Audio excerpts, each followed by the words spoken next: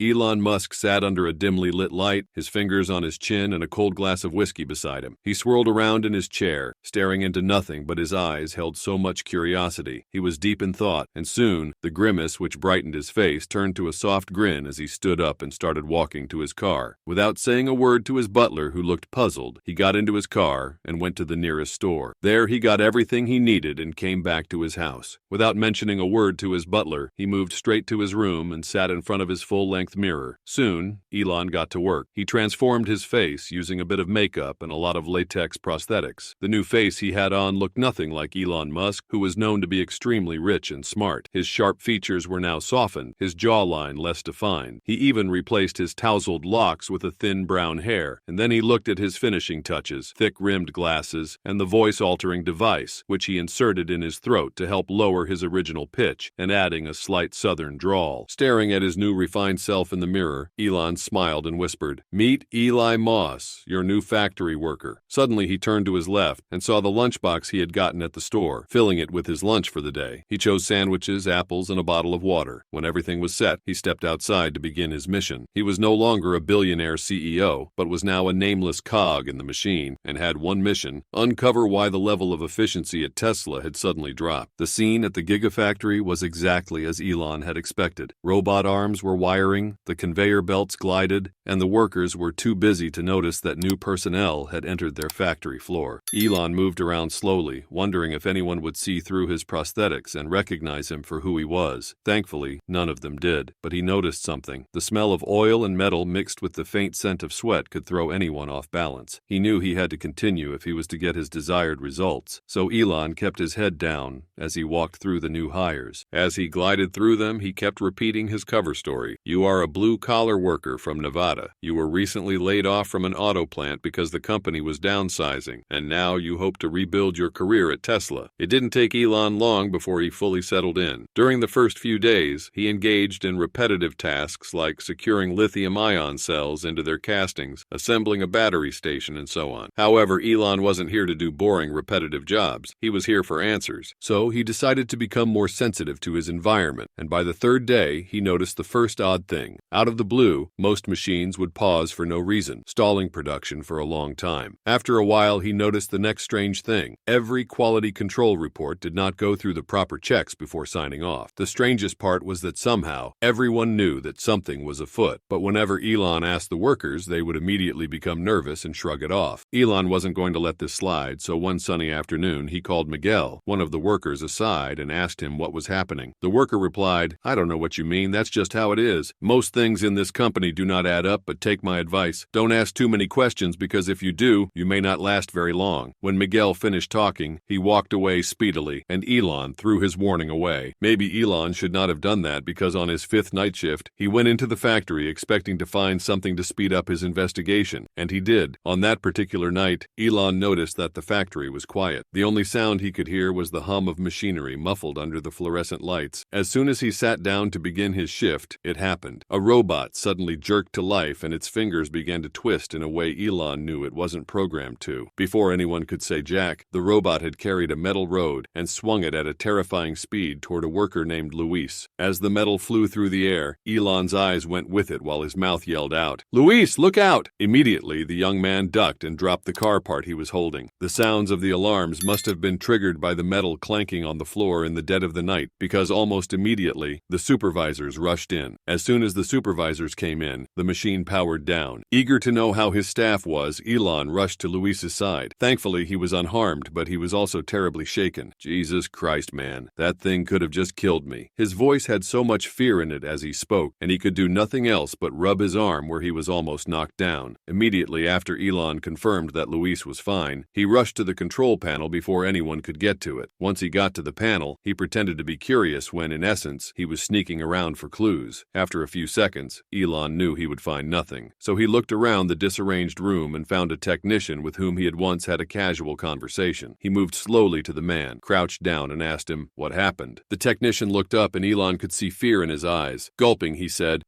It was just a glitch in the system. Sometimes it happens." Elon knew that he was being lied to. So, during his break, he snuck into an empty workstation and quickly got access to the system logs. He knew one thing. The report of the error that happened should have shown a huge malfunction. So Surprisingly, the whole file was wiped clean, and there was no record of the event, as if the machine had not gone rogue. This could only mean one thing. Someone had deliberately erased all the data. Finally, the rumors were starting to make sense. Something dark was happening at Tesla, and someone desperately didn't want it to be discovered. Elon took a step back in confusion. He knew that he would have to get to the bottom of this one way or the other, and as he walked through the dimly lit corridor, he spotted him, the janitor. Elon had noticed him several times before. He was always pushing around his mop at some of the oddest hours, and the man never said anything. He even tried his best to avoid eye contact, but he was always watching. His name tag was simply Joe. Every time Elon saw him, he noticed something strange about the man. He had the eyes of someone who had seen too much, and it wore him out. Elon knew very well that he was not just your regular janitor. Slowly, he approached the man. "Hey, you got a minute?" Joe didn't look his way. All he said was, "You should not be here." Elon pretended to not understand what he meant. "I don't understand. What do you mean?" Joe did not say much. He just chuckled. But Elon knew this game very well, so he stayed quiet, waiting. When Joe noticed he wouldn't be leaving, he sighed and said, "Have you ever heard of a ghost in the system?" "A what?" Elon asked as his pulse quickened. "Lower your voice," Joe muttered and drew closer to him. "Listen, a lot of strange things happen around here. Every day machines act up and reports go missing. Worse, people get fired just for asking the right questions. All these are not just bad luck. Someone is pulling the strings." Before Elon could ask any questions, Joe stood erect and started mopping the floor. As he walked away, he said, "Some things are better left alone." The next morning, Elon came in early and watched the workers move in and out, but something odd caught his attention. There was no sign of Joe. Curious to know what happened, he asked a passing worker who was there before him, "Hey, have you seen Joe the janitor?" "Joe?" the man asked, frowning. "Never heard of him." Chills ran through his body as his stomach tightened. Standing there, Elon realized that Joe had vanished like he never existed. However, did he vanish, or was he removed for knowing too much? After Joe's disappearance, Elon became more careful. Whoever these people were, they meant business, and he could not allow his cover to be blown. So he kept his head low but noticed the odd things: the robotic malfunctions, the production delays, the random shutdowns, and the disappearance of error reports. Instead of going around asking, Elon began to eavesdrop. He would listen in on people's conversations and watch out for patterns. Then, one fateful day, his suspicions were confirmed. While on his way to get a cup of coffee for his night shift, he overheard two engineers whispering about their missing funds. One of them said, "These numbers never add up. At this point, it is obvious that someone is siphoning cash from this system." Elon stood there fuming with anger. Whoever was doing this wanted to run him dry, but he would not allow it. Elon knew his next step. He had to access Tesla's internal system and could not do it alone. He needed help and knew just where to go. The IT department was where he would find the best ally, and it didn't take him long to find one. His name was Nate, and he was in his mid-20s but very sharp. Approaching the young man, he said, "Hey Nate, how are you?" "Oh Eli, I'm good. Been a while, hasn't it?" "Yeah, it's been a minute, but hey, I want to discuss something with you." "Oh shoot," Nate said, and gave Elon his undivided attention. "I have noticed something off with the production numbers. Have you by chance noticed strange transactions?" Immediately, Nate's countenance changed. "We are not supposed to talk about that." "Why not?" "Well, because people who ask so many questions like that don't last," Nate said, visibly shaking. "Oh, come on, man. I just want to know what's going on," Elon insisted. Nate looked at him skeptically, and after a while, he finally said, "Meet me at the break room during midnight." When Elon arrived at the break room,